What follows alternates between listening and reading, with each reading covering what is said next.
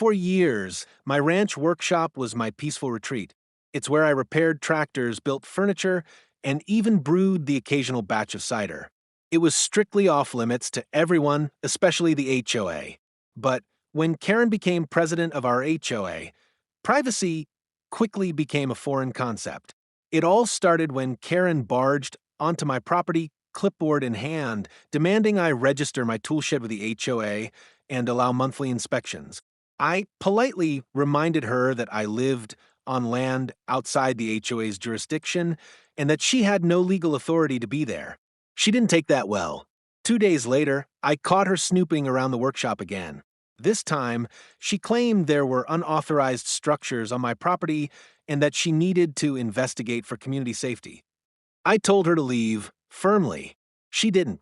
Instead, she walked inside my workshop like she owned the place, inspecting tools, snapping photos, and muttering about code violations. I gave her one final warning, but she just laughed and said, "You'll regret disrespecting the HOA." That's when I had enough.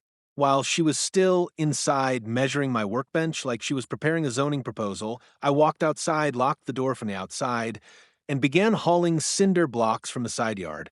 She heard the sound of mortar being mixed and banged on the wall, demanding I stop. I didn't. Brick by brick, I built a brand new wall across the main door, sealing it tight. I even left the side window bricked halfway for ventilation. I'm not a monster. She screamed and threatened to sue me, but I calmly told her, "Karen, this is a private structure. You wanted to inspect it so badly. Now you're part of it." I called the sheriff to report a trespasser on my land. When the deputies arrived, they burst out laughing once they saw what I'd done. "You bricked her in?" one asked. I nodded. She refused to leave. I just improved the property around her. After an hour of negotiation and several apologies from Karen, they convinced me to tear down a portion of the wall so she could crawl out. Covered in dust and fuming, she tried to threaten me with fines, but the sheriff cut her off. "Lady, you're lucky you aren't under arrest." Since that day, Karen hasn't stepped foot near my property. And the best part?